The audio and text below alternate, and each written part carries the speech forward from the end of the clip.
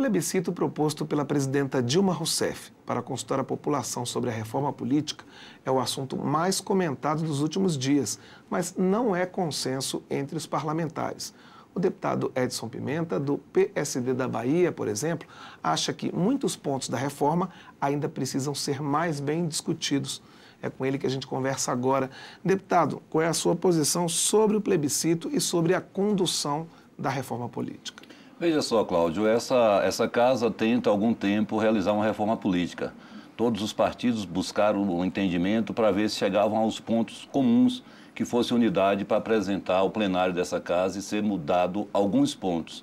Não conseguiu se chegar a nenhum consenso, tá? Sobre financiamento de campanha, sobre o fim das coligações proporcionais, sobre os diversos temas que hoje regem a política brasileira. Agora, sob pressão das ruas, que a sociedade jogou um papel importante, né, uma mobilização extraordinária, muito bonita, que o país todo realizou, aproveitando esse movimento internacional, que nós temos que analisar, de que esse movimento de protesto contra os gastos públicos, principalmente com esses mega eventos realizados hoje internacionalmente, esses movimentos começaram em vários cantos do país. O Ocupa Nova York foi uma tentativa desse movimento e que ele se espalhou pelo mundo. Então, agora, aproveitando a realização da Copa das Confederações, a juventude brasileira, através das redes sociais, se mobilizou e botou para fora toda a sua indignação contra a corrupção, contra os transportes públicos precários, contra o mau uso do dinheiro na reforma desses estados, olha o caso do estádio de Brasília, Mané Garrincha, e tantos outros estados brasileiros que foram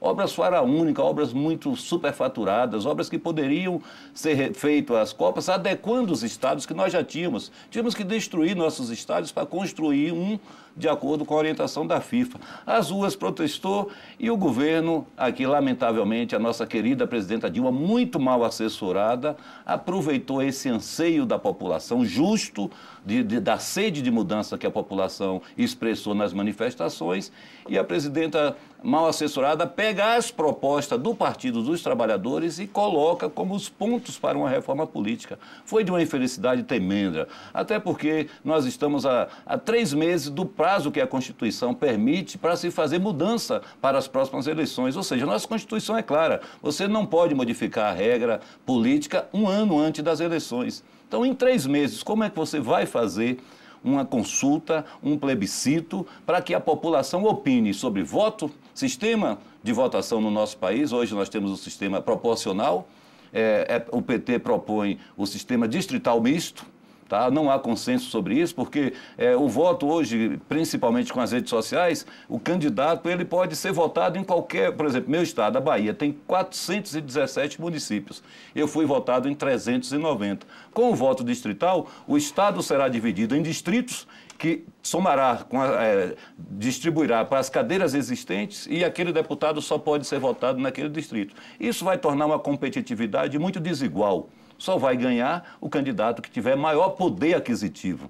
Porque aquele candidato que tem um voto, como é o meu caso, que é um voto livre, um voto conquistado através do trabalho, da presença minha, das reivindicações, dos interesses da sociedade que eu faço, esse voto deixa de existir. Só vão poder votar em mim os eleitores do distrito que eu representar. Então, na Alemanha, o voto distrital foi implantado e não resolveu o problema da democracia alemã. A Inglaterra também tem o voto distrital misto, que está agora revendo. E o Brasil, o PT, tenta impor o voto distrital misto. Na sua opinião, então, qual seria a melhor forma de encaminhar essa reforma política, para que alguns desses pontos fossem mais discutidos e desse tempo para fazer? Quer dizer, o senhor acha que, então, para as próximas eleições não dá para modificar mais nada? Eu acho que é possível, não em forma de plebiscito nem de referendo, mas é possível essa casa, e aí a presidenta tem que chamar todos os partidos que compõem a base aliada para buscar entendimento de alguns pontos que podem ser consenso. Como, por exemplo, o fim da reeleição para o Executivo, ou seja, nós temos eleição no país a cada 2 anos, tá? Um mandato de 5 anos, nós teríamos eleições gerais a cada 5 anos, sem direito à reeleição para o Executivo.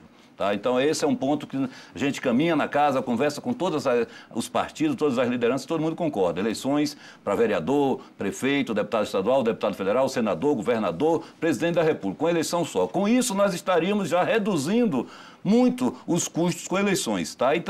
Então, esse é um ponto que eu acho. Financiamento de campanha, por exemplo. O que você acha que se pode chegar a um consenso sobre isso ou ainda há muita divergência? Ainda há muita divergência. Logicamente que nós precisamos ter um controle maior sobre quem financia as campanhas. No Brasil, o grande problema do financiamento de campanha hoje é o chamado Caixa 2, tá? Porque existem as regras, o tribunal define as formas de como o cidadão pode contribuir, mas isso é burlado e há muito financiamento de Caixa 2. Então é preciso discutir mecanismo que a sociedade controle quem realmente apoia a eleição de um parlamentar, de um político. Ou seja, a ideia de financiamento público não está muito clara, porque quem está no poder vai ter condição de direcionar para nos seus afiliados os benefícios, tá certo? Funcionaria como a distribuição, né, feita pelo poder público para aqueles candidatos que o poder público tem relação. Então, a coisa tem que ser mais detalhada. Se for para implantar o financiamento, de onde vem esse recurso, como ele será distribuído entre todos os candidatos, se haverá proporcionalidade, se haverá igualdade. Tem que ver mecanismo para que a gente possa opinar. Não está muito claro sobre essa ideia de financiamento público ou financiamento misto. Eu prefiro o financiamento misto, que possa haver o financiamento público e o privado, que qualquer cidadão, qualquer empresa que quiser contribuir com a campanha. Nós assistimos nos Estados Unidos, a campanha do Obama foi financiada pela internet, cartão de crédito. Então, há um mecanismo de controle da sociedade. A sociedade se interage, ela participa, ela se sente parte daquele processo ao contribuir com o candidato que ela acha que tem as melhores propostas para lhe representar. Certo. Deputado Edson Pimenta, em relação a voto secreto, também não é um ponto muito consensual, não é? Já eu sou favorável. Quando era deputado estadual, apresentei um projeto de lei no Estado propondo o fim do voto secreto na Assembleia Legislativa do Estado, que não foi votado. E agora, sob pressão das ruas, esse projeto lá está sendo discutido, sendo proposto retomada dele em pauta. Eu sou a favor do fim do voto secreto, realmente não dá mais para que a gente conviva com o voto secreto. Todo cidadão que ele é eleito, ele tem a responsabilidade de prestar conta das suas ações. E o seu voto também tem que ser claro.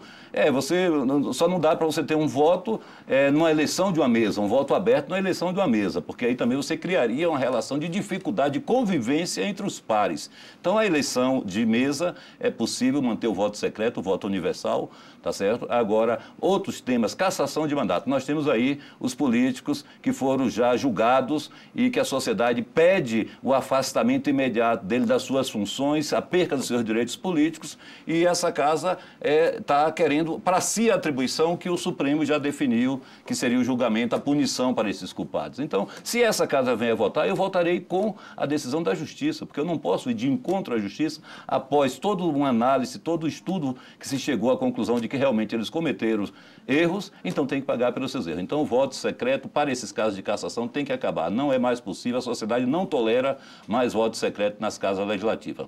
Agora, deputado Edson Pimenta, o senhor mesmo falou que a reforma é difícil de caminhar aqui dentro da Câmara e do Senado também.